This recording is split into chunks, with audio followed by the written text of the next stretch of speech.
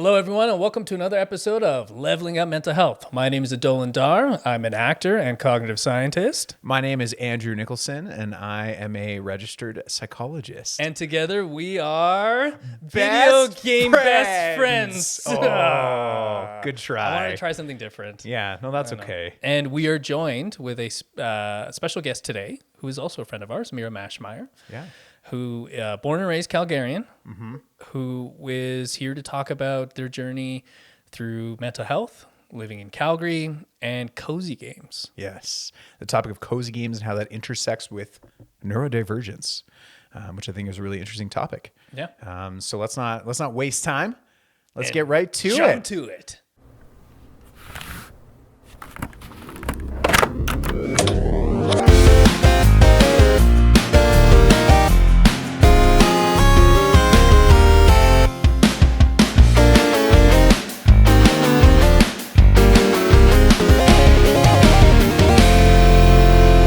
Well, we're very excited to have our friend Mira Maschmeyer on the podcast today. Hello, Mira. Hi. Welcome. Thanks. Mira is a Calgary-based human, actor, friend, mental health experiencer, and video game player. Yeah. And also someone who's worked in the mental health field for quite a bit of time. Yeah, I forgot that. Yeah. That's probably an I important forget part. about that sometimes. That is an important part. I am a mental health professional of some degree. With Yeah. quite a lot of experience. Yeah. Well, yeah, tell us a bit more in more detail, better than I have done, who you are, why you're here, and let people know who you are. My name is Mira. My pronouns are she, they, just to be inclusive.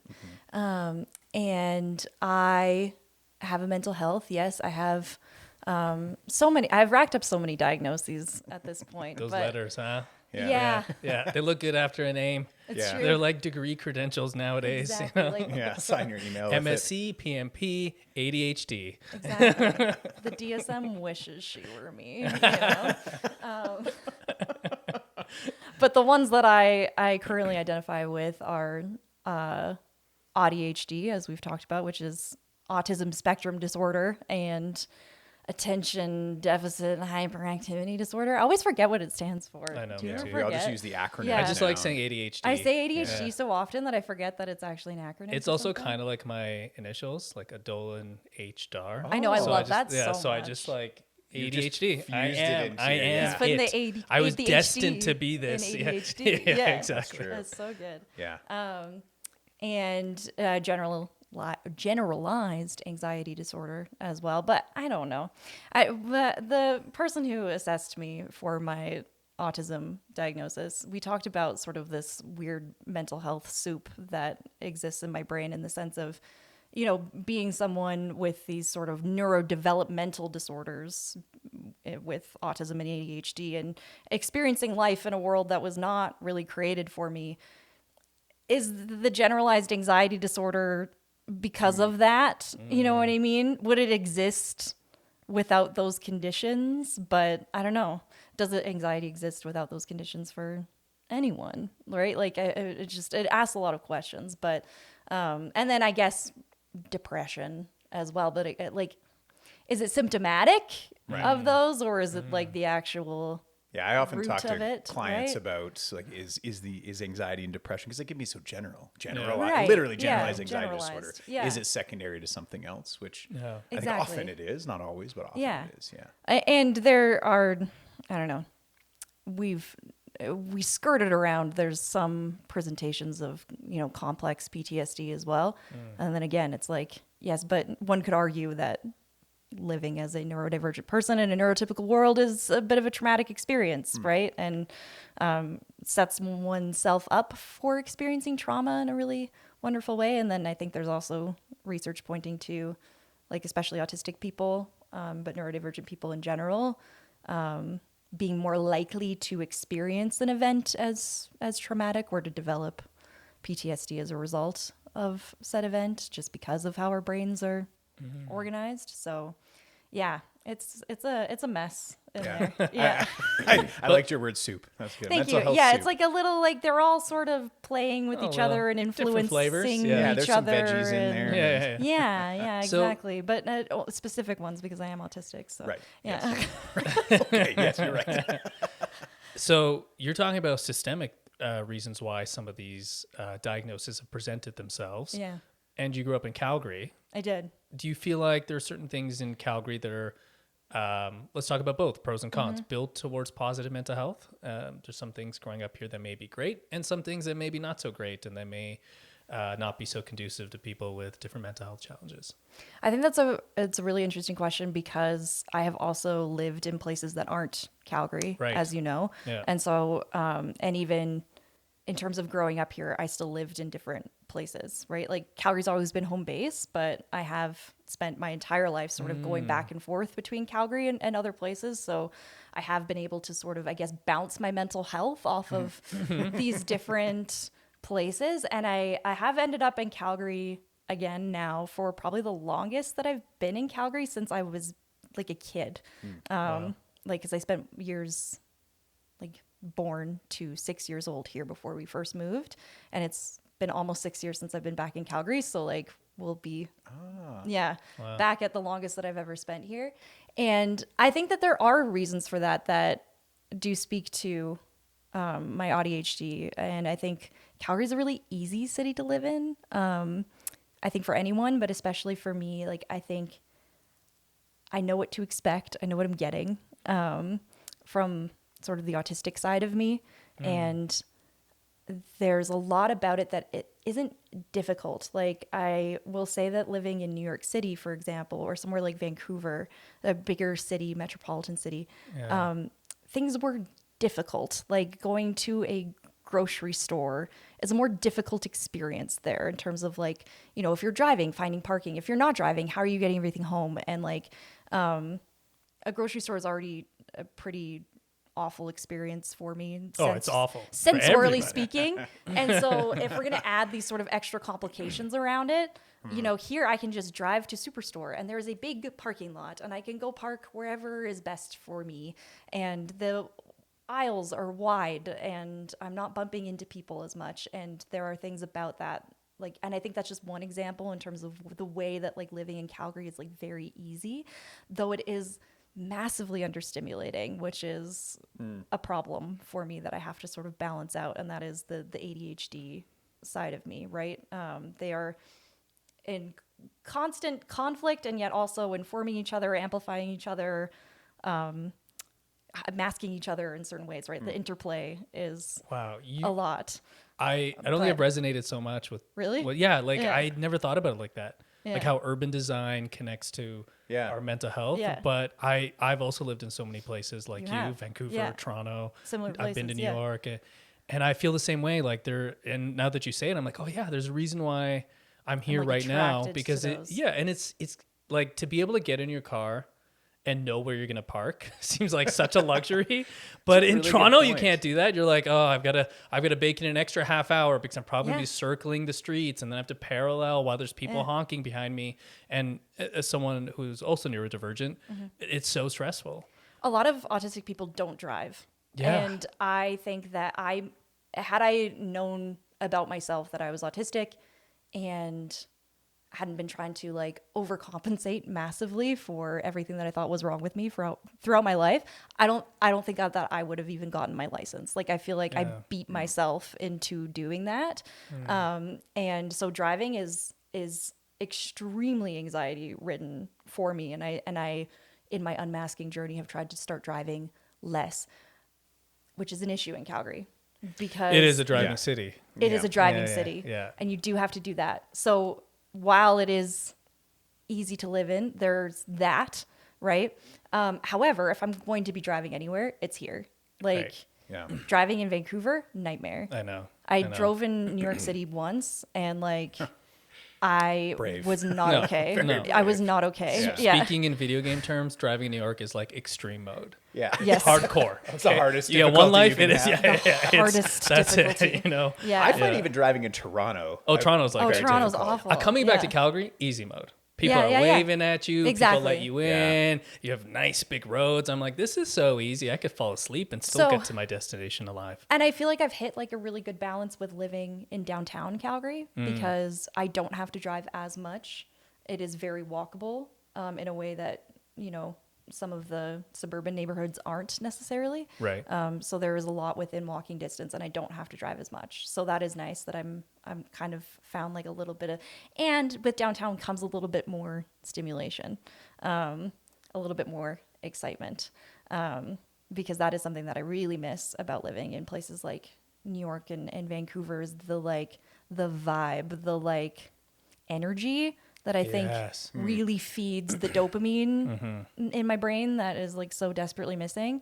And in Calgary, it gets very understimulating. I have to get really careful about that aspect of it. So that's where video games come in. That is where video genuinely.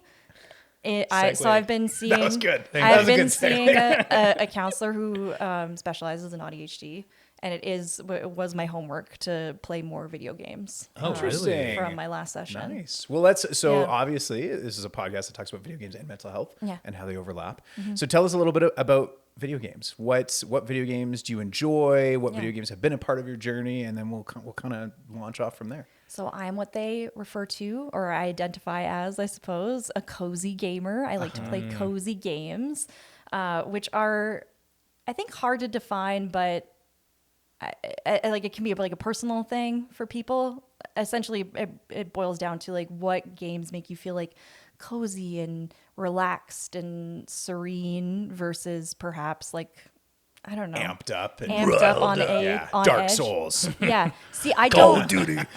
see, and so I don't like that feeling at all. So any video games where there is some sort of like fighting or you got to do something on like a time limit, or there's some sort of like competitive aspect to it, immediate fight or flight. Like she's engaged, and I am not enjoying myself. And I watch my partner play video games, and he gets like so stressed about it. And like afterwards, I feel like I want to be like, "Are you okay?" Like, and he's like, "This game's amazing." Like, I'm sitting here being like, "Oh, he's never gonna play this again."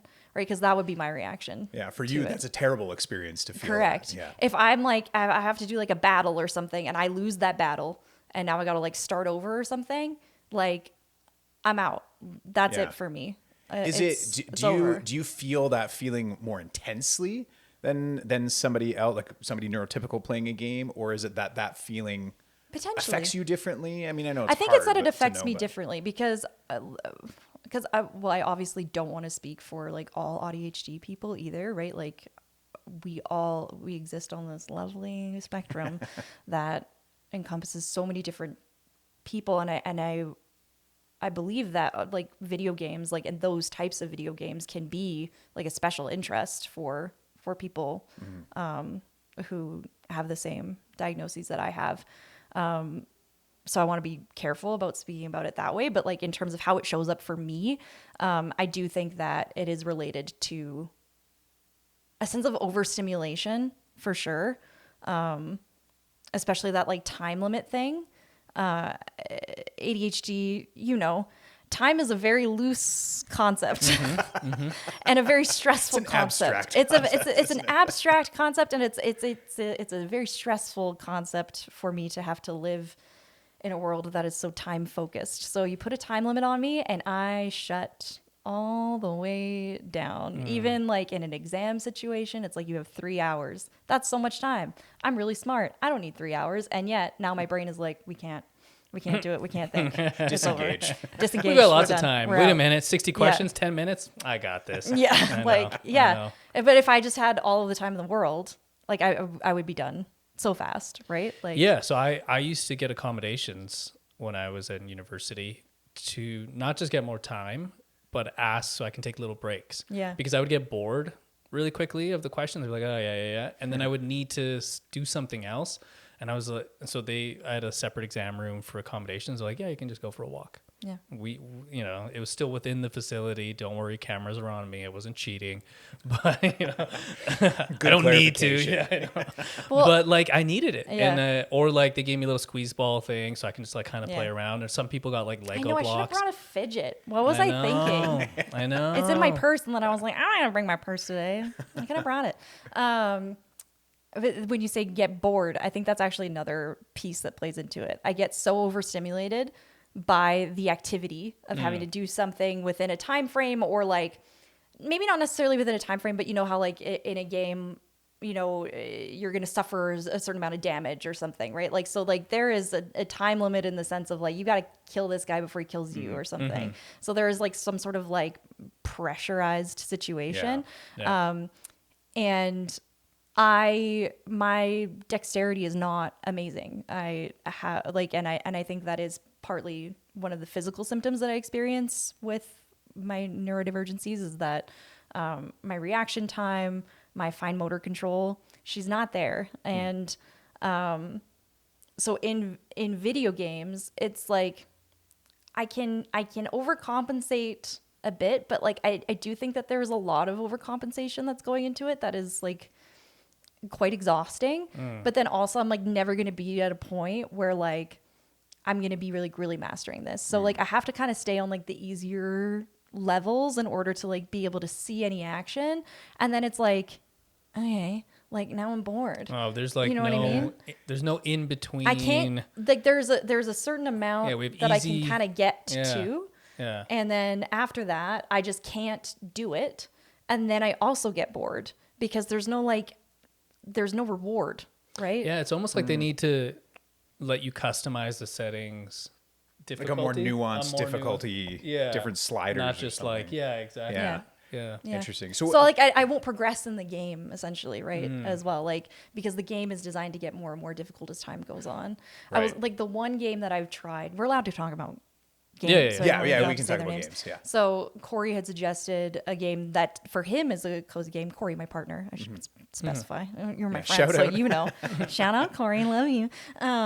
He suggested Bug Fables because that's a game that feels kind of cozy for him. And it's these little bugs, and they're going through their little adventures, and they have to go find things in their little world to please the queen ant and stuff like that, right? And like, I'm like, in theory, that's like cute, and there's like puzzles and things, which I do love a puzzle, just not on a time limit. And he was like, you should give this one a try, and I got to a point where it was just like, this is like outpaced the amount of like difficulty where if I really gave it 100% and like really tried and really focused and like kept coming back to it, I probably could have kept going. But because I wasn't getting that like immediate reward, I'm out.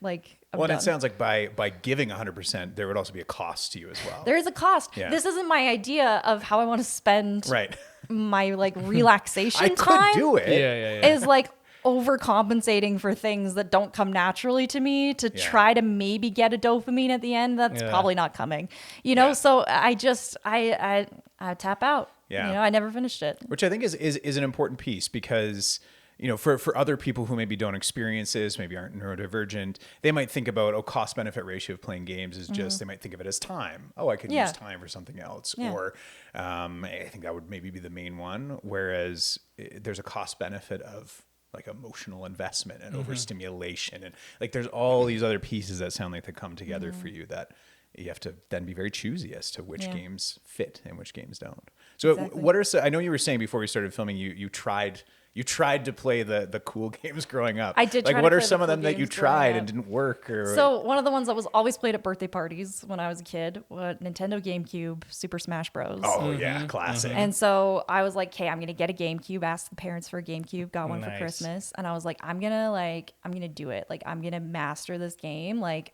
I'm gonna be so cool at parties, right? Like." And I think too, there was a sense of, especially I think in our generation, you know, girls like didn't video game or whatever, right? So like, and I very much so, as a way of like, I think kind of leaning into my neurodivergence that I didn't know was there yet, would sort of use the I'm not like other girls thing to be a way to explain why I was different. And so then anything that like was kind of tomboy-y, right, but that like kind of made a girl cool, I would want to be good at, because then, you know, maybe the boys would like me because I was not like other girls, right? Which like now I very much so am like other girls, and I think other girls are awesome. Shout out other girls. But that was what an arc. What a character arc you went on. It was I suppose like a defense mechanism at the time of like, you know, this is I'm just weird and different, and so like I have to be good at all of the things that other girls that are weird and different are good at, right? And then that can somehow make me valuable instead of just weird, right? And like video games were something that boys liked, so if I was good at those, then they wouldn't think that I was weird. A lot of my bullying when I was a kid actually came from boys first and foremost, and so I was very concerned as to how do I make myself the least of a target for them, right? So like if I was a cool girl that played video games, maybe they wouldn't be awful to me, right? Or maybe be like, oh, she's weird and different. Let's not bully her. Let's not bully her, because one of those things that makes her weird and different is that she plays video games and we like those, right? That's cool. The so logic probably wasn't there. I think if I was good at video games, I still would have gotten bullied regardless. But like, you know, your grasping it strong. Yeah, you're a kid. You know? You're trying to do anything you can to You had a theory. I had a theory, right? So I was going for it. It was never going to work. But did you become a master of Smash Bros? No, because like it's not there. Like did the you skill focus set on any is character? not there. No, that would have probably been smart. But yeah. Let's criticize her Smash Bros. I was just wondering if she had a favorite Smash Bros. Let's really unpack why this didn't work. I didn't because it was such a stressful experience, Adolyn. Because people would ask me like, "Oh, who's your favorite character to play?" I was like, I deeply don't enjoy this, so there is no favorite part of this. Nothing about this I enjoy. But I would spend hours doing it because I was just trying to be. Because I was just trying to be like the other kids. Yeah. You know? Have you done anything for hours just to try to be cool? I'm trying to think of. I've done things like that to fit in or to learn. Yeah. I'm sure I have. I'm trying to think off the top of my head.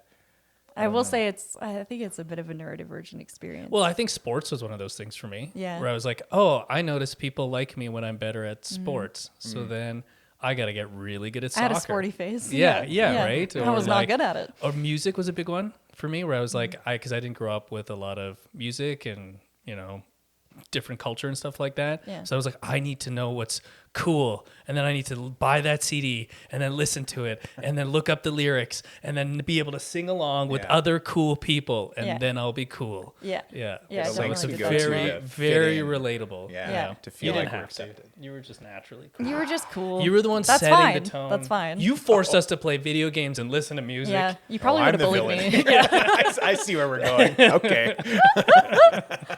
Hey, I didn't love Smash Bros. Either, okay? Okay. I'm part of the conversation too. Probably just good at it anyways, though. I am pretty good at it. Yeah, I would rent video games from Blockbuster too. Remember when you could do that? Yeah. That was such a good time. Yeah. The experience of just going to Blockbuster is a memory in and of itself. It is one of the most magical experiences. But I really like the idea of like being able to like play a game for a bit without having to spend all that money on it, you know, and like just testing it out and seeing like if you liked it or not. Yeah, it's kind of like having a time limit on it, knowing that I could only play it made it so much more special.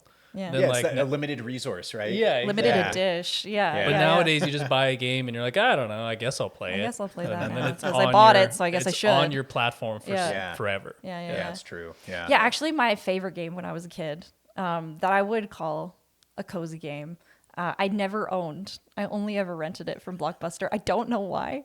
I want to go back and ask my kid self, like, why didn't you ask for this for you racked up $700 Christmas or something? Yeah, like it would have been so much less game expensive 10 times over. for my parents to just buy it for me. I think we all had games like that where we just kept renting over and over. Sure. But it was like movies. If you asked me like what was your favorite game as a kid, it's that game. It was Simpsons Road Rage. Oh, interesting. I remember that game. Great. Yeah. I do love a driving game. And we can get into more of like what I like in a game and why, but like I can't believe I never actually owned it. Why did you like that wild. one? Yeah, because even from the name, you would think that's stressful. You would think that's stressful. I actually do really like driving games. And there were time limits in that one, but I think because I was forcing myself to play other games like Super Smash Brothers or like more like standard like RPG type games. I don't even remember what they were, honestly. Like I feel like I've like trauma suppressed a lot of it because I just like didn't enjoy it. And there were time limits in it, but there was parts of it that were just kind of driving around in Springfield and like as different characters. I liked being Lisa Simpson because she's an icon and I identified with her so much as a kid.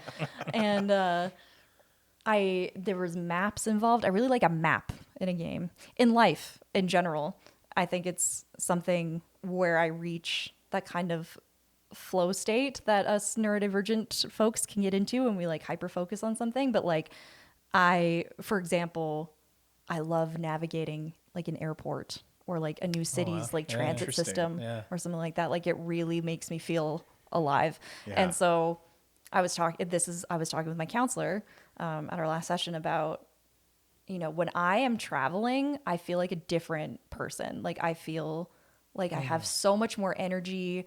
I have so much more to give. I do so much more in a day. And I think like part of that is the ADHD, like everything is new and it's just like feeding all of this energy. Dopamine, reward, and then I crash when I get back because of the autism. It was like there was no routine and then I'm not well anymore. And so it's on the give and take. But I was like, I think that's like missing from my life a lot. Like I know Calgary so well, like the back of my hand. You know what I mean? There's no, which isn't necessarily true. I say this a lot of like, I don't know, I know everything in Calgary. Like nothing surprises me anymore. Corey, my partner, has made it his goal to be like, I'm going to show you stuff in the city that you've never seen before. And bless him, he's doing that. And like gives me a chance to like navigate it. Like we did a date a few weeks ago where we went to Pascapoo Ridge Park. Never been there. It's over by COP. Okay. And there's all of these random things to find in it. So there's like these old cars from like the 1940s that got abandoned in this park they're just letting nature reclaim. Like no one cleaned it. It sounds like Last of Us. It's spooky. That's so cool. It's so spooky. It's like garbage essentially, but it's like spooky garbage. And there's spooky like garbage. there's like a big rock. It's one of the like same rocks that like got deposited by the big glacier, like the Okotoks big rock. And there's was it spooky? No. Just the garbage is spooky. And there's this like big Buddhist shrine monument type thing. Like there's all of this like random stuff in this park. And he's like, okay, we're going to go there and you're going to find it. And like, here's a map. And like, that's what I need. So that navigation thing, it really does something for me. I don't know if it's the like, there's something autistic about it for sure. Like well, that's what I was going to ask. Is it more the like which side of the ADHD? Because there's a dopamine piece I could see being for more sure. the ADHD. It's probably both. But maybe there's I don't know. But there's like some sort of like I don't know. Us autistic people, we love like a transportation, you know, trains. That's such a common. We love the like, and I do love a train, and I think I don't know. It's about like. I like the way things work and come together. It's very much so like there's details that build up into a bigger picture and then I can like navigate within that. And there's something about that just feels really good. And I'm like better at it than other people somewhat naturally. And I don't know what that is or why, because like I've just always been like that. Like I almost miss the MapQuest days. Oh yeah. You know? Do you remember printing out like all the directions? I know. But I wouldn't. I would just memorize it. I did like that. Okay. Yeah, I would do that too. I would just memorize it, like, and then like, and then just like, and like navigate around and stuff, or like just like looking at like a physical map. My favorite thing would be find a landmark, and then be like, okay, I'm gonna go from landmark to landmark, not intersection to intersection. Oh, nice. So like, okay, I gotta drive past this McDonald's, and then the church is gonna come up, and then this, and then you just like visualize it based on the landmarks. Which is I'm getting weird just talking about that. So there are so many games that have extensive maps stuff too. So there's things like Skyrim, but then you're adventuring as an individual, or things like Age of Empires or Civilization, and games where you're trying to take over the map. Are any of those games interesting to you? No, those fine because of the competitive aspect. I think it makes it really stressful for me. But there was something about like road rage, for example, in The Simpsons, where it's just like you're like navigating around the town, like doing errands and stuff. That it was very low stress, low pressure, but was still like sort of igniting that kind of navigational interest. Yeah. There's one I play currently that actually has been so good also for, speaking of another mental health issue, was like workplace burnout. When I was feeling really burnt out at work, it was a game that would help me sort of transition after work, because transitions are really big for me too. I find it really hard to transition between tasks, and having a transitional task, it can really help. And this was one at the time that was so good. I need to get back to it. Where it's called Lake, and it's truly extremely cozy game by its like very definition. Like there is nothing exciting about it, I think, to like the average person, or like to someone that plays like normal video games. But like it's this like 1980s small town Oregon, and this woman who works like the high powered job in the city is coming to take over her dad's position as like the mail carrier in the like small town while he goes on vacation to Florida. And that's literally like the game, is just driving around in this town and delivering mail. And so you get like an address, and you have to find the address, and you have to deliver it. And then sometimes, you know, there's perfect game for you. Yes. Interesting. Yes. Why did you find that helped low key, you? I was like, should I be a mail carrier? Like, I just like, should I completely change careers?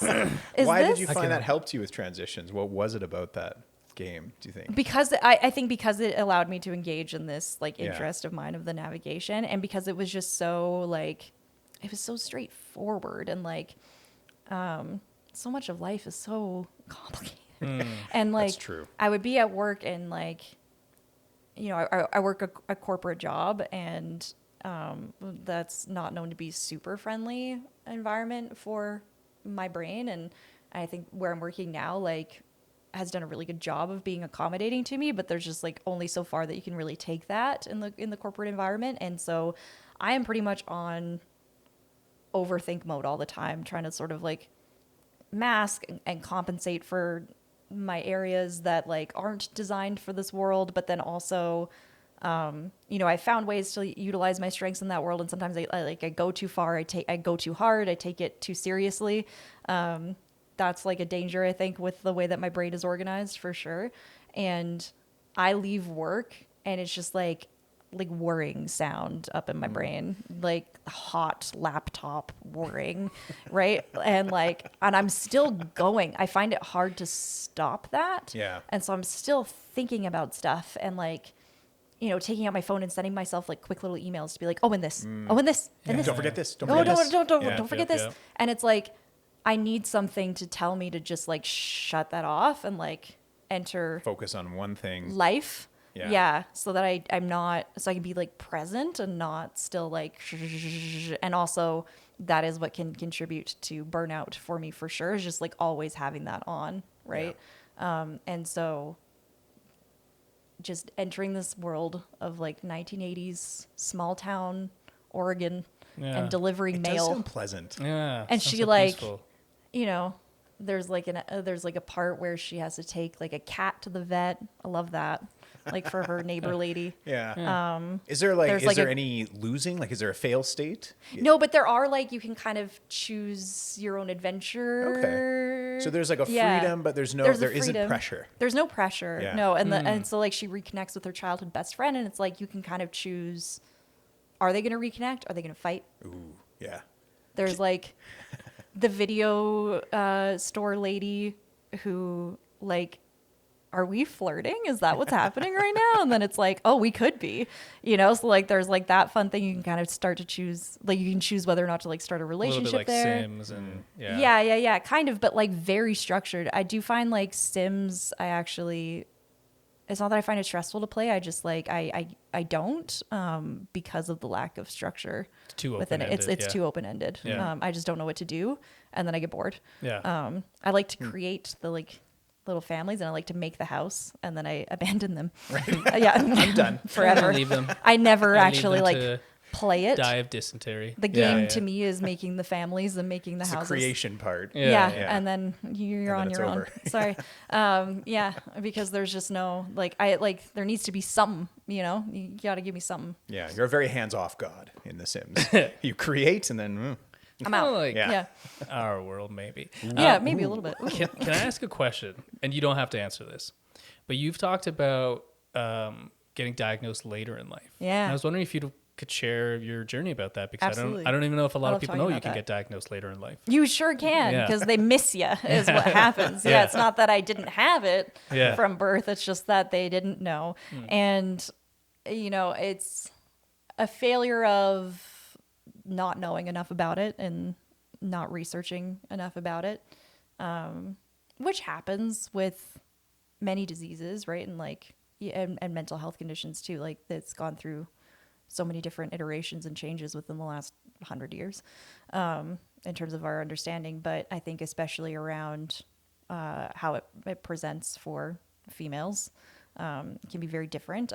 I'm not Sheldon Cooper, I'm not sort of those stereotypical presentations of autism that you would necessarily expect, or ADHD that you would expect, right? Like, I wasn't the kid in class that was being super disruptive, which I think is often what they think of with ADHD, is like a little boy that like is being the class clown, right? That was me. And that's you. Yeah. You were the textbook stereotypical I know, presentation. kicked out all the time.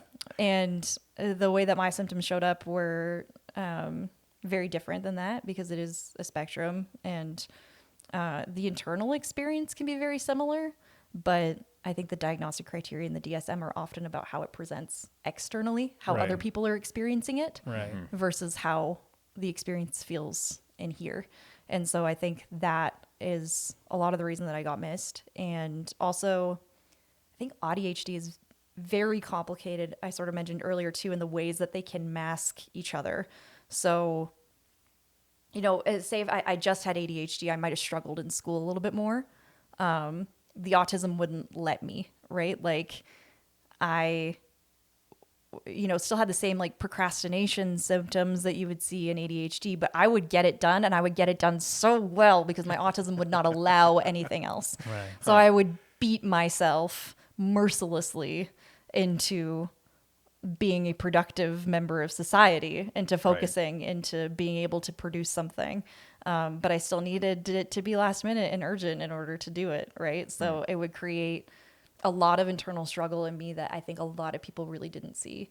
And I kept it pretty under wraps not to blame myself, not to victim blame, but also just to sort of help explain things. I thought that this is pretty much how it went for everybody, right? I think in my family, there's quite a lot of neurodivergence. And so I would look around and see like maybe their more intimate experiences that I was seeing. And I'm being like, okay, so this is fine. This is just how it goes, right? This is normal. This is how just how it everybody works. does it. Yeah.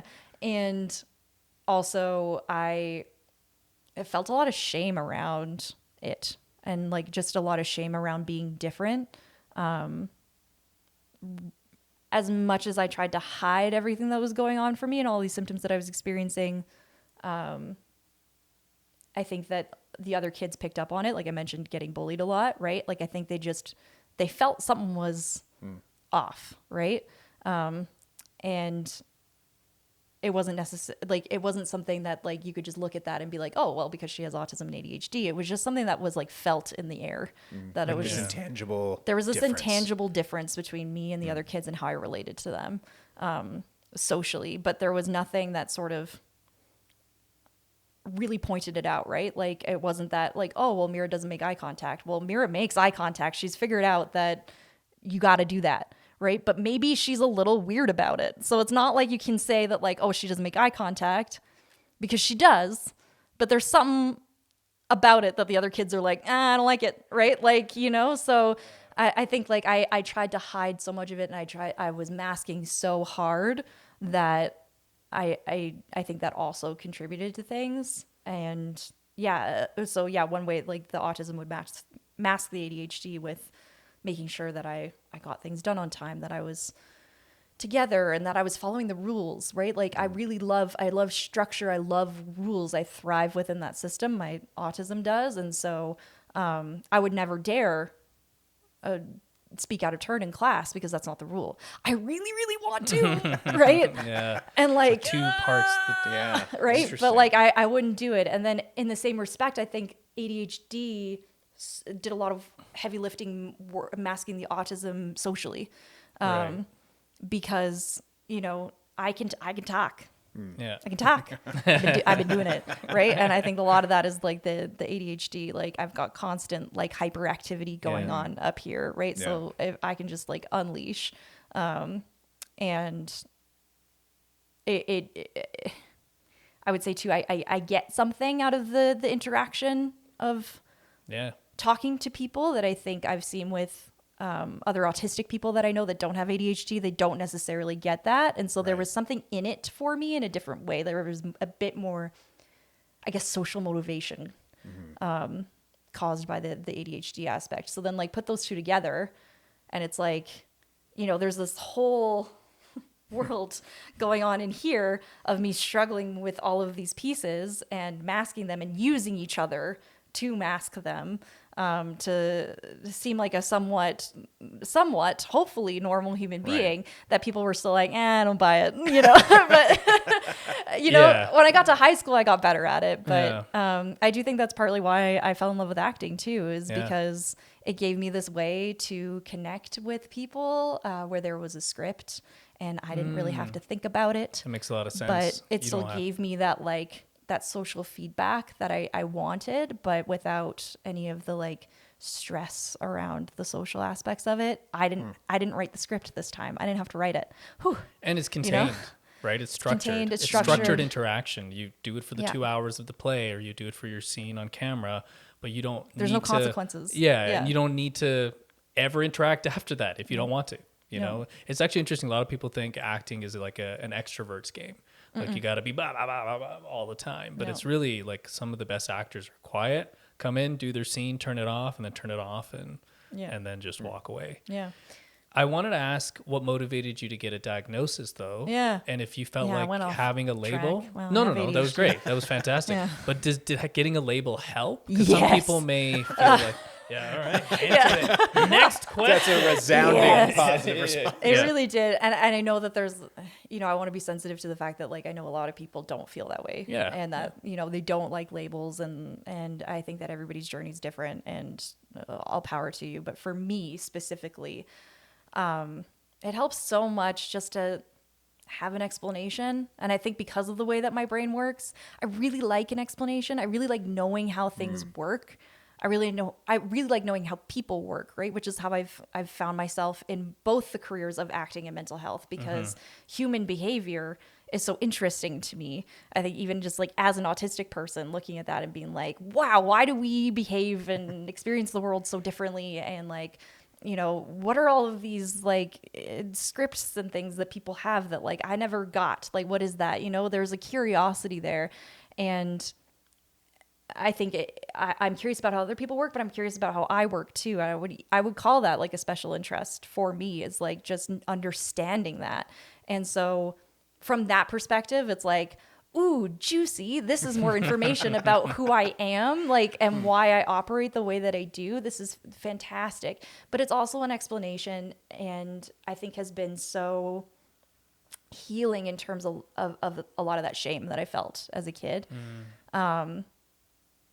When you're a kid and other people are the constant feedback that you're receiving from your peer group is that there's something wrong with you, you do internalize that. Yeah. I had a really lovely family that really loved me a lot, just the way that I was.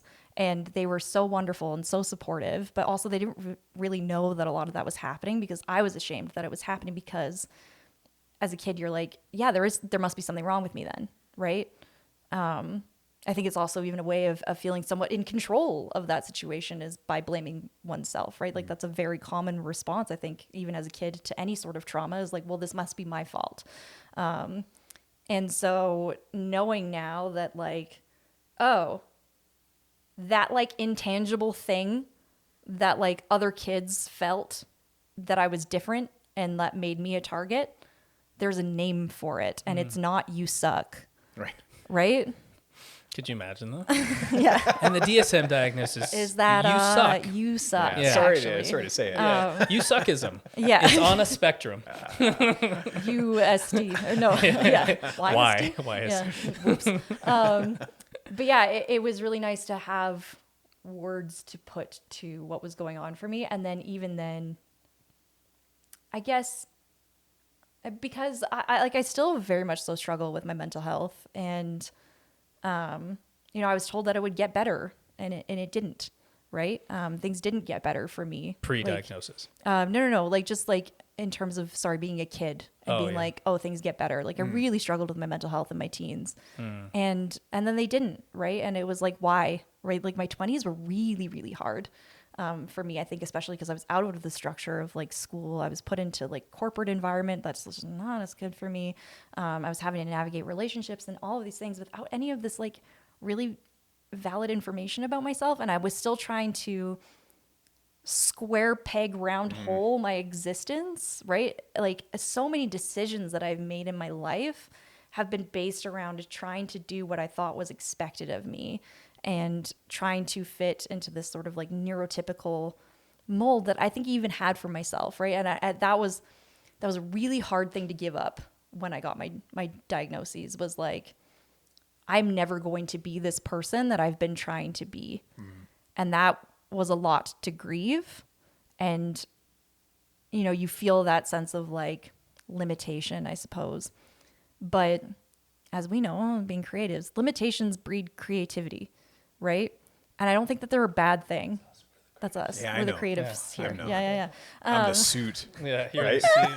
yeah, pin up. You play music. Creative. He's pretty Very Why do you keep creative. leaving me out? He's very creative. I'm not. That's Mira's been doing it.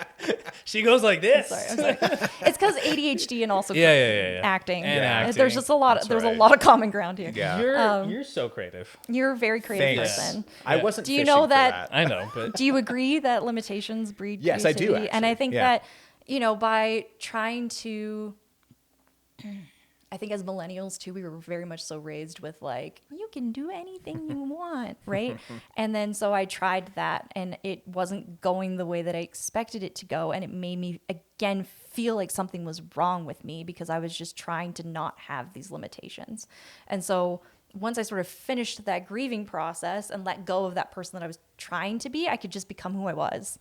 And like, that is so freeing, right? Yeah. I know, right? let go Like, who you're trying to be. Yeah, so well- that you can be who you so I can be Are? who I am. And it did it. turns out like Summed it she's up. pretty cool, right? She Like, is cool. Yeah. She's awesome. We like you. And I like me too for the first time in my life. Like, and I would credit like that, like getting those diagnoses as part of that process, because I think that I needed words to put to what was going on for me. I needed to realize I have weaknesses, and that's okay.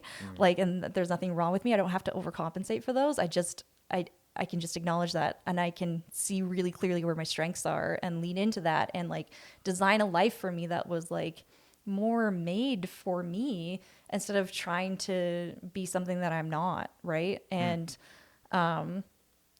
I think having the language around it made it okay to not be who I thought I was supposed to be, because it's like, oh no, like there's this whole community of us too, right? I think that's been really helpful, of like, there are other ADHD people. Some of them exist in my family, and they're people that I really enjoy and really love and appreciate. And, you know, there's nothing wrong with us. We're just different. And so I need to lean into that instead of trying to be the same, because I was like actively ruining my mental health by doing so, right? By trying to play Super Smash Brothers all day to try to get better at it. It's not for you. I've Yeah. shaved Yeah. years off of my life from like engaging my fight or flight all day for no reason, Yeah. right? It's a Like, good- and my whole life has been an exercise in that up until this point. And so there is just so much like freedom, I think, that has come to me from having those labels. I can just be a cozy gamer. That's Yeah. okay. Yeah, you These can. games speak to something that like helps me in who I am, and I don't have to be like the other kids that are playing like these. I don't have to be like my partner who's playing like the really stressful games, right? I can just watch him do that and feel stressed about it and leave. That's not true, actually. I really like the noises, video game noises. Oh, interesting. I actually will ask him like, hey, can you play video games if I have to like study or work?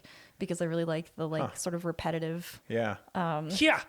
Yeah, cool. Yeah. Good. That was good. Yeah. Yeah, That's cool. they're like repetitive, but they're not. Grenade!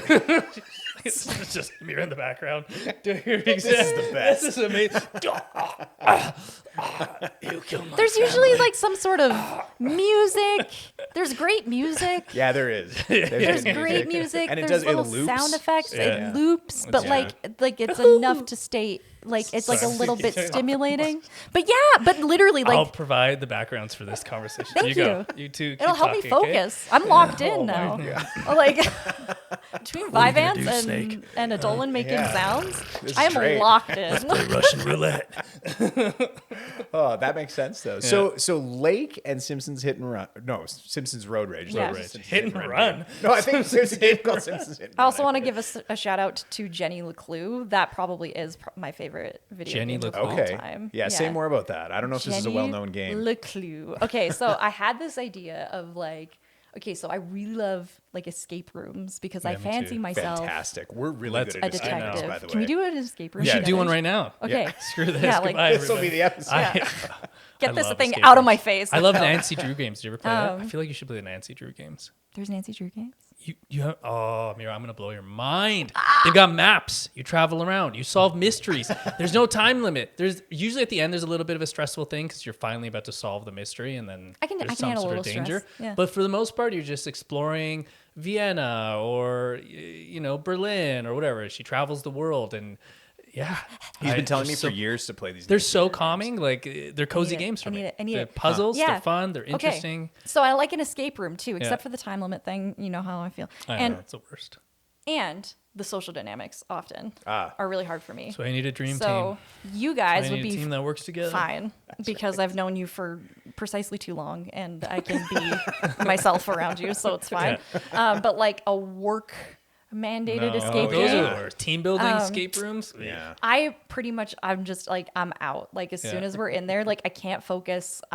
Because there's too much, like I can't navigate this socially and also play the game at the same time. That's Yeah. too much work. I want to just play the game, but like, and people get like snippy with each other. I shut Yeah, there's all the way down. There's a whole dynamic thing. That Yeah, happens, and I can't do it. And so then I was like, well, there's got to be video games like Nancy Drew, apparently, that sort of give me that experience of being able to do an escape room, without perhaps a time limit and without these like social dynamics. And so I found Jenny LeClue, and she is this cute little redhead with glasses who is like Wait a minute. belligerent. Did you Yeah. make this Did game? you? Isn't it based Did on I you? write this game? Yeah. And she's a detective, but she's like this like teenager, and she's like Nice. Classic. belligerent, like socially a nightmare. Like she's so like she just speaks her mind, and like it's one of the things where you can sort of choose what she says in every Yeah, yeah. situation. I always choose the most belligerent thing that she course could you say.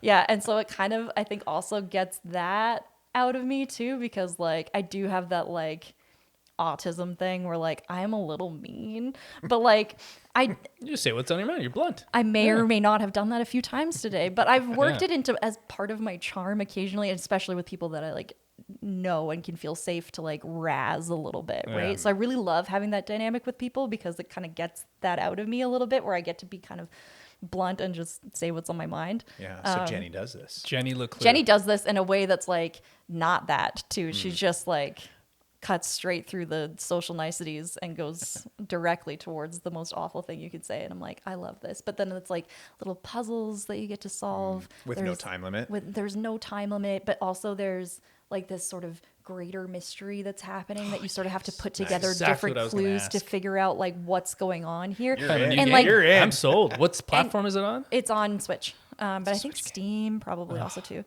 great. I'm waiting patiently for the sequel. It's supposed to be coming out. Jenny LeTou. Yeah, was I right there, know. right there. Isn't it so Of course good? it was. Yeah. But yeah, it speaks to so many. I think too, like what's good about it is that something like Lake, it's just not challenging at all, which is fine. Yeah. That's what I need sometimes. Yeah. Jenny LeClue is challenging, but in a very specific way, and one that plays to my strengths, right?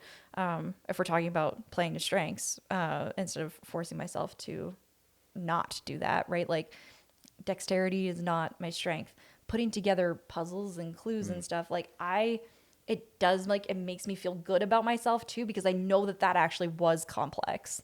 Yeah, you know? absolutely. Yeah. And that like there was a part of that like was challenging, and I was able to overcome that challenge. And it's one that like actually speaks to where my strengths lie, which Yeah. is very much so. And this is common for like autistic brains as well, is this sort of bottom up style thinking of, you know, putting together details and like being very detail oriented and having every single one of those things and being able to put that together to make a big picture or a big conclusion. Like that is 100% how my brain works. I'm both a detail oriented and big picture person, but I do have to have the details to build up to get to that big picture place. Right. And so it really allows me to do that. I'm pretty sure I should also be a private eye. I don't know. Video games are really... The takeaway from this. Yeah, you should be Jenny Leclue. I'm trying to think of a name that would make sense. You're trying to think Mira. of a pun, aren't you? No, I'm trying to think of like a Mira. Yeah. Mirror-based one? Yeah, but Yeah, I don't know. Yeah. there's no clue. That does sound good. Okay, now what about Stardew Valley? Because I feel like this is one of those popular games that lots of people would think of as a cozy game. As a cozy game. Yeah. Yeah. Do you find that a cozy big on game, on or- my Cozy Gamers Facebook Yeah. group. Yeah. I have not actually played Stardew Valley. My understanding is it's a Animal Crossing adjacent. Is Yeah, that the very idea? similar. You have like your Yeah. crop that you're managing. And Yeah, too they're- unstructured. Yeah. But Animal Crossing was too unstructured for me. I tried it. Interesting. Okay. Got bored.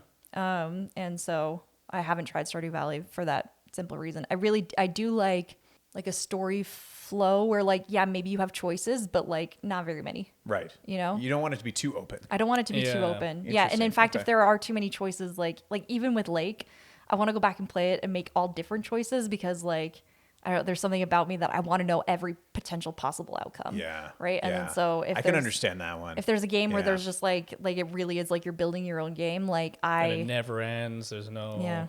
overarching storyline. You're just I going, can't. I can't. I'm not quite good at that, and I do think that is the ADHD probably being like I need structure in order to thrive. Like a blank page, if I'm trying to write something, is like insurmountable obstacle, Yeah, and it's like very daunting. it feels that adjacent for Interesting. me. Yeah. So I'm aware we should probably wrap up soon. We've been going for a while, but I appreciate you sharing about your journey as well as your experience both with mental health and with video games. And it sounds like video games are not just something you enjoy, but actually have played an instrumental role in coping sometimes too. Like with 100%. transitions, and, Yeah. which I think is really cool because that's Yeah. not we've talked about using video games to cope, but I think the way you've talked about using them to cope might be different than Yeah. the way we talk about connection and being able to like keep us connected when he wasn't living here and Aw, whereas that's for nice. you like it makes me Yeah. think, this is my therapist brain, but that transitional piece with Lake is almost like it's like a mindfulness practice. We Well, talk and I about- think too, like for like one of the ways that I'm learning is a good way for me to support my mental health as an autistic person is engaging in my special interests. And so Right. it does, like I can't realistically after work go out and like navigate a new city's transit system. That's just not we don't like, quite have time for that. that's just not really something Yeah, I you're can, not I gonna can get- manage every day. You're not going to Right? get like post work beers with everybody because that doesn't. No. Even Yeah, though that's a I can't be social doing construct, that. it's Yeah. not. It doesn't It's not resonate. with it doesn't you. Yeah. like so there is something about I think like as part of our like sort of emotional mental health hygiene is to like be able to engage in those special interests, and so like that's what I've been talking about with my counselor as well.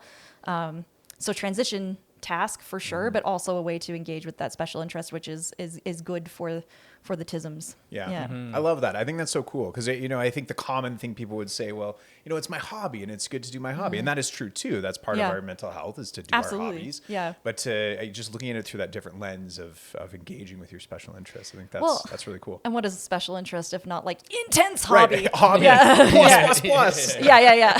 Yeah, no, it's a very like safe way to engage in those things. Like Yeah. I'm not going to go travel around solve mysteries as much as I No. would love to. Oh, wouldn't I'd that love be to. It would be such a dream job, Yeah. but it's not realistic. And so No. you have to play within the structure sometimes that you're given. And I feel like, yeah, it's really illuminating for me because we've been friends for a long time, but I never got to hear like this in depth of your story. And I'm like, yeah, that's how I think, or that helps me, or like, that's what I do. Like video games can be self-soothing too. And I play a lot of cozy games that feel cozy to me, like RPGs, because I don't want to deal with the intensity or stress of, the adrenaline that comes with that, so that I can sleep, Right. Literally my whole day is an exercise and adrenaline. Yeah. Right. Like I will go into fight or flight over breakfast, right? So like I need to not engage in that sometimes. So to kind of wrap it off, we always ask one question at the end. Oh. Which is, do you feel like video games are the hero or the villain when it comes to one's mental health?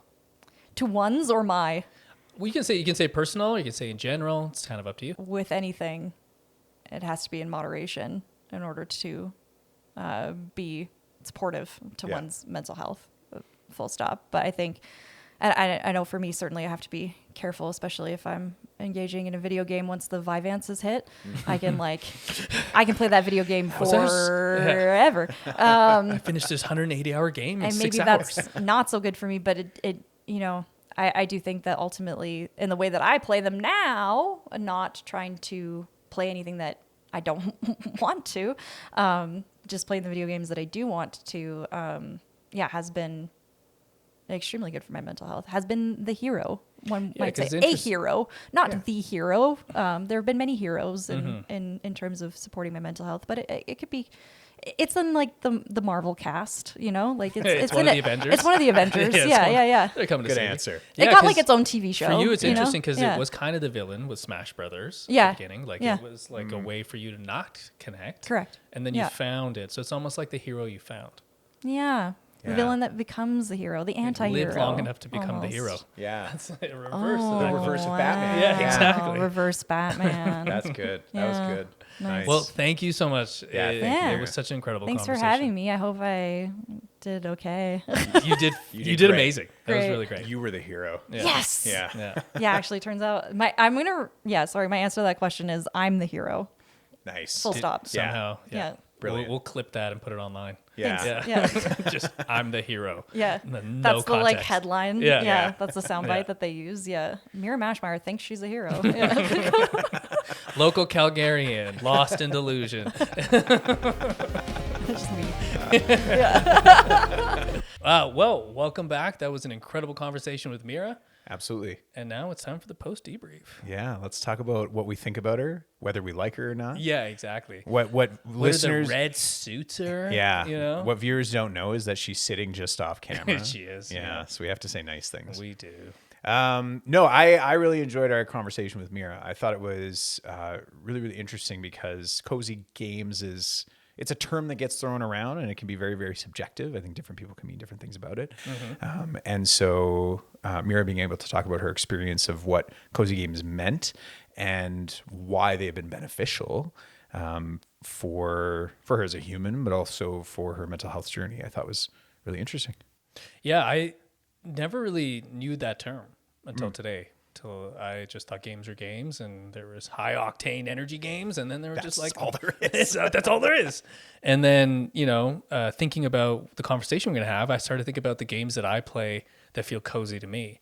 I was going to ask when you heard that term, then cozy games, what immediately came to mind? Like for me, it's RPG games, Final Fantasy, Chrono Trigger. I just started Sea of Stars. Oh, I love Sea of Stars. And do you Sea of Stars is 2 players? They added it as an update after I played it. Oh, because I was gonna be really upset that you didn't ask me to play with you. No, they didn't. They sure? didn't have the co-op yet. Are you sure? I'm gonna have to look at sure. it. When did you play it? What year? Huh? When it came out. So like, I don't remember what year it came out. That was not my skill testing question. So don't worry.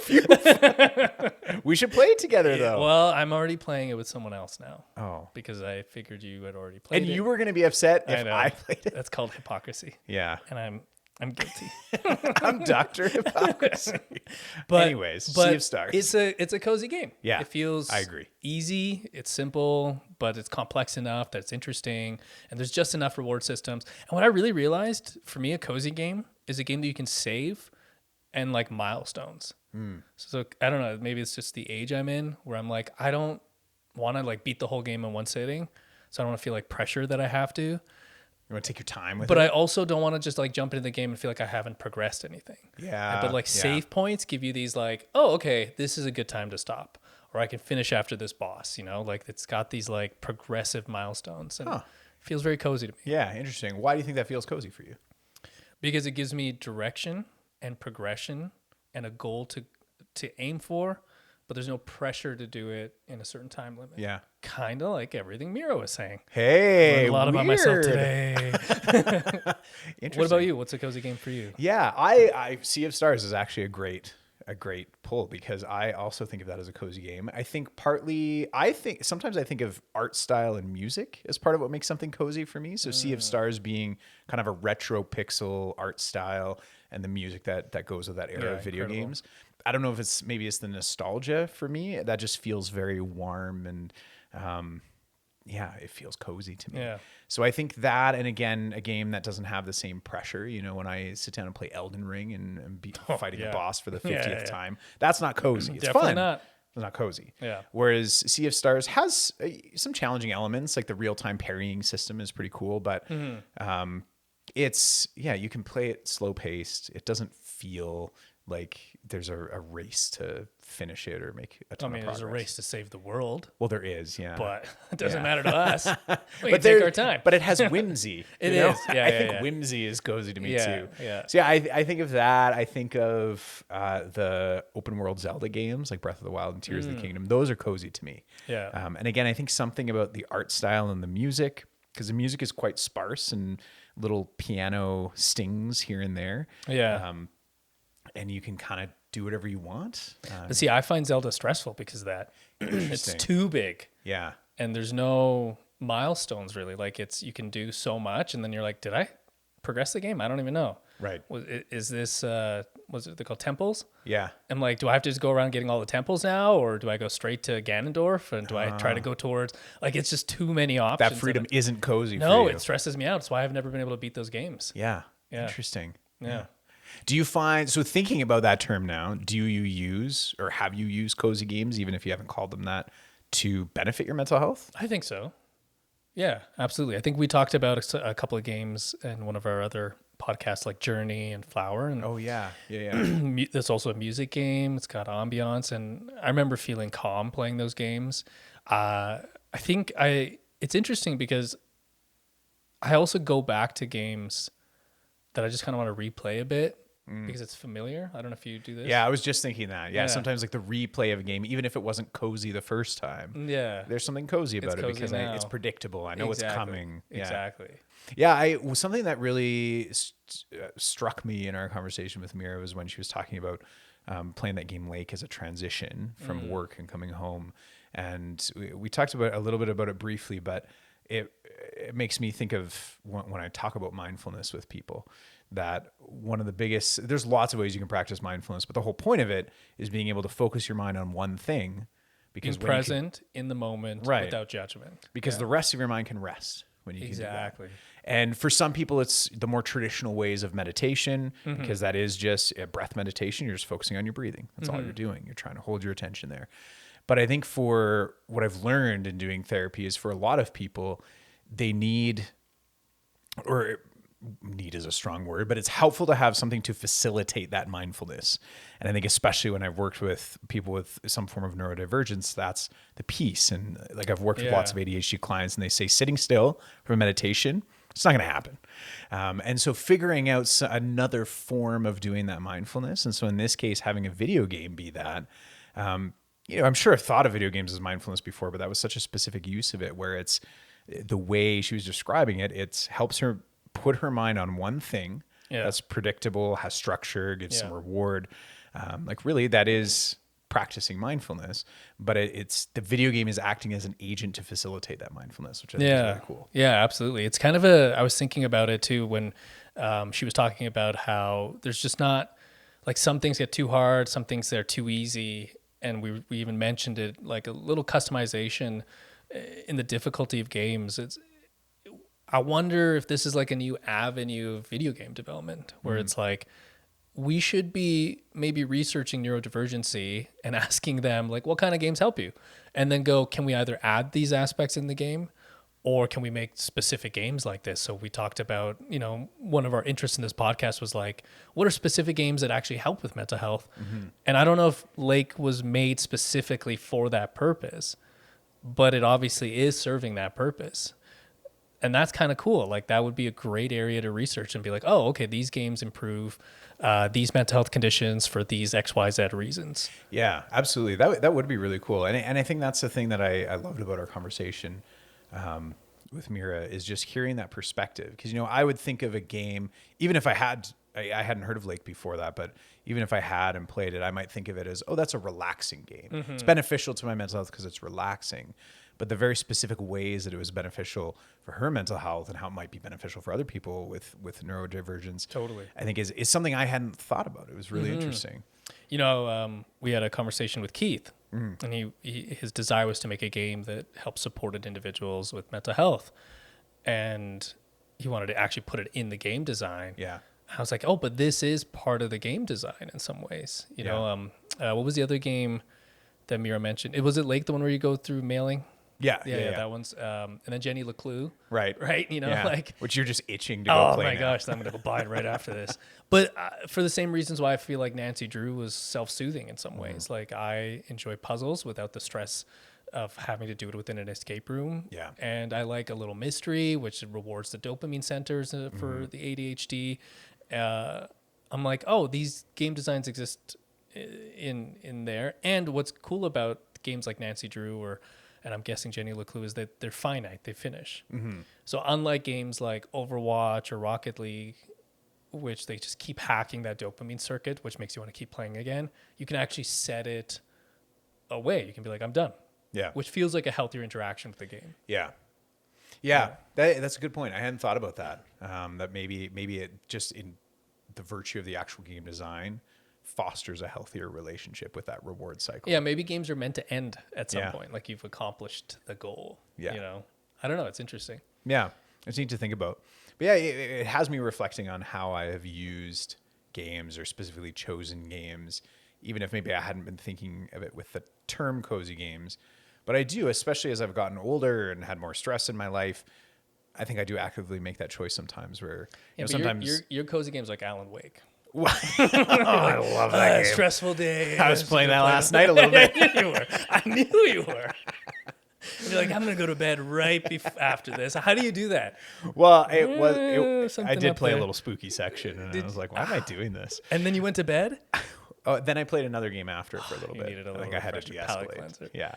But I do, depending, there have been days where I feel like I've used all my cognitive faculties at work, parenting, whatever it is. And then the only game that I feel like my system wants to play is something like Mario, where I just want to play a simple side scroller with fun whimsy and bright colors. And that serves a certain purpose for me. Have you, and you don't have to answer this. I'm nervous. Have you ever used games destructively, though?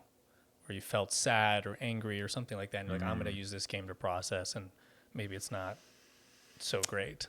Interesting. Like intentionally. Because cozy is like the opposite. You're trying to find some self-soothing, but you find like sometimes, we all have self-destructive tendencies. Sometimes I've been down, and I'm like, I'm going to eat a pint of ice cream. And I'm like, I know this isn't good for me. For sure. I've done that with food. Yeah, exactly. But have you done it with games? That's a good question. I don't know if I have intentionally. Like we've talked on previous episodes, like the gaming addiction episode, that certainly I've had unhealthy relationships with games at different points, but I don't know that I've intentionally gone into it of like I'm in a sad state of mind and I just want to dig into that. I'll do that with music sometimes. I think people talk about that. I just want to throw myself a bit of a pity party, and not that that's always bad. No. It's a good way to process. Yeah. But certainly there have been times I've done that with music, and maybe I've kept myself in a bit of a cycle that I didn't need to be. I don't know that I have with games. Have you? I'm trying to think of it. I think as a kid, I did more without being aware of my emotions. Yeah. Like I'm going to go play Street Fighter. Right. I'm just like angry. Like, or this will help me get my anger out. Yeah, exactly. Throwing the controller across. Like, I guess in some ways, like if I've had a frustrating day, I'll want to play a competitive game, and then when I win, I feel better about the day. I'm like, at least I did that. Yeah. At least I beat those people in Rocket League or something like that, which is probably not a healthy way to cope with like a frustrating day, because then you just kind of go to bed also frustrated. Or if you lose, then you got to go, well, I need to play one more game. I can't end on a loss. So then it's a cycle. Yeah. Yeah, that's true. But mostly, no, it's mostly been in the last, I would say, like many years, just quite cozy games. Like I don't like competitive games anymore. Yeah. Too much. I think it's more, I more have been destructive with it when I've been unintentional with how I'm gaming. So if I'm not thinking about what state of mind am I in, where are my emotions at, and then I play a game that just makes me more angry or frustrated. Yeah, exactly. I'm just grumpy city for the rest of the day. What did you think about in your expertise getting a diagnosis later in life? Because I think it's important to touch on. I think it was very awesome of Mira to share her like mental health journey with such vulnerability. Like, so that's the coolest thing we get to do is like listen to people talk about this stuff and then come out and say what are some positive things that have happened. But she talked about how diagnosis isn't for everybody. But in your experience, do you feel like, hey, like it's actually probably a good thing to get because you get more support or you get a community, or do you feel like it is just an individual thing and it's really hard to, you can't recommend it to anybody? Yeah, probably more that. The classic, it depends. But it does. It depends on the person. It depends on the context. It depends on what the diagnosis is. I think more commonly I've heard from clients and people in my personal life, like Mira was saying, with something like autism or ADHD. I would say more often than not, people find it helpful to get the diagnosis to at the very least have the explanation to understand, this is what's happening for me. I've heard that a lot. I think for other diagnoses, it can be a mixed bag.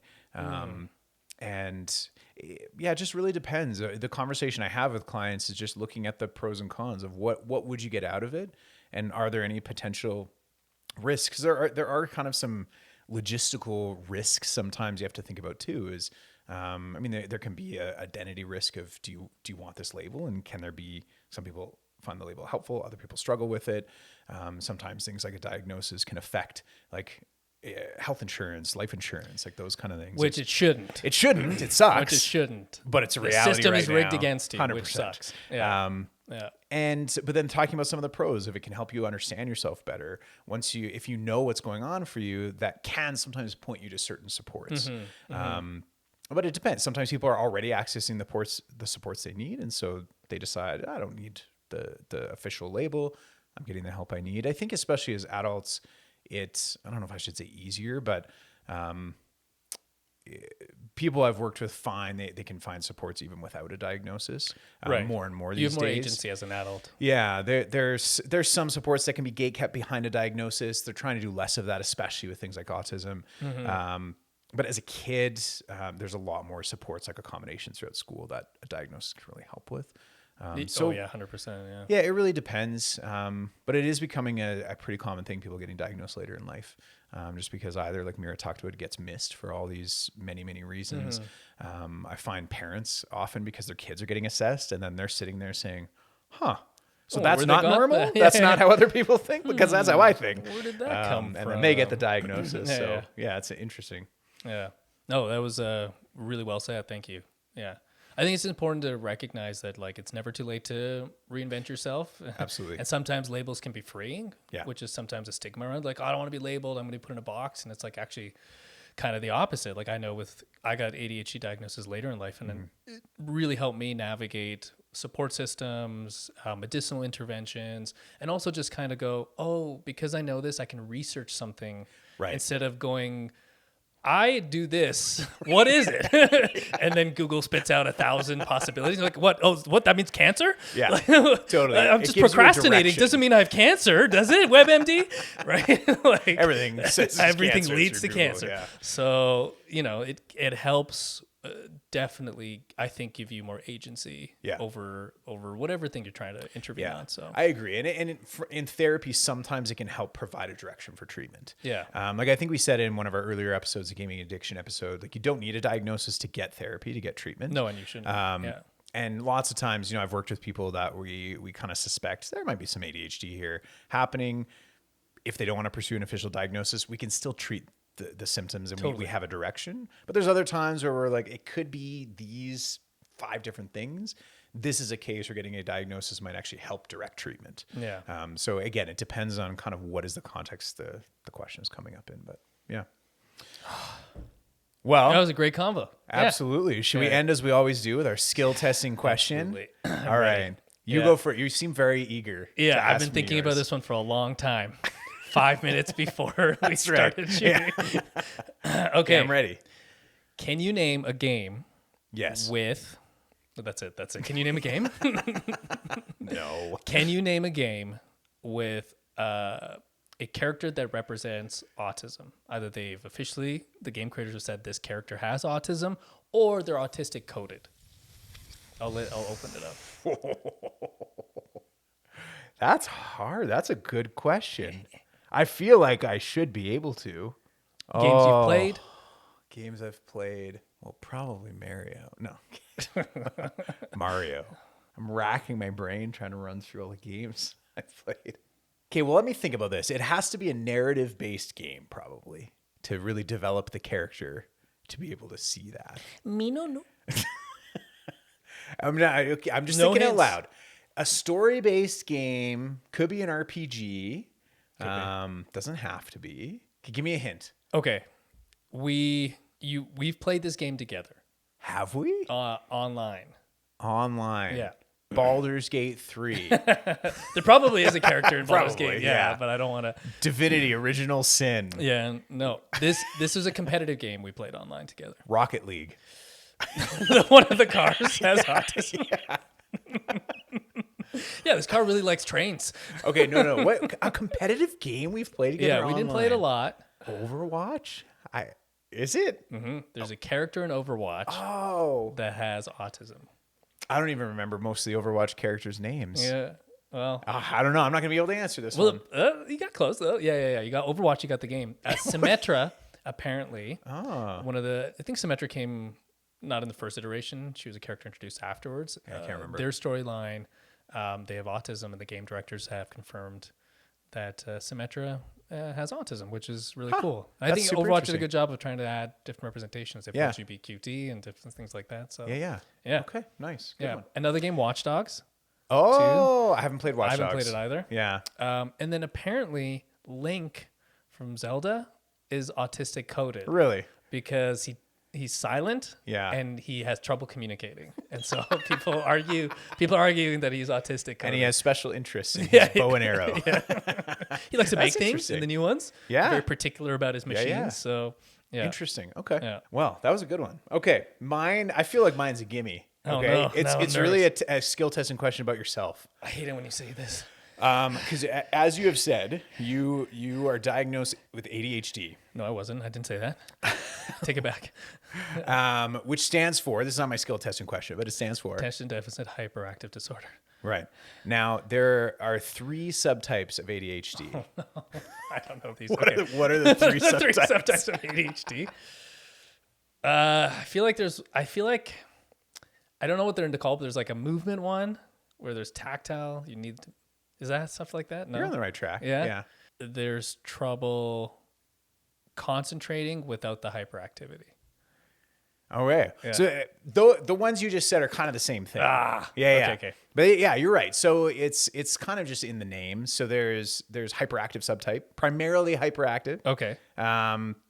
There's primarily inattentive. Inattentive, that's the one. Which yes. that's Concentrating, ADD was a previous term. Now it's just looped into ADHD. Right. Which is primarily inattentive, and then there's combined, which is you have both. Okay. Yeah. Okay. You pretty much. It was good. It was good. That's a good one. That was a great question. Yeah. That was a great question. Thanks. Yeah. All right. Awesome. Well, thanks for joining me as always. Thank you. Put her there. Always a pleasure. All right. Bye. Bye.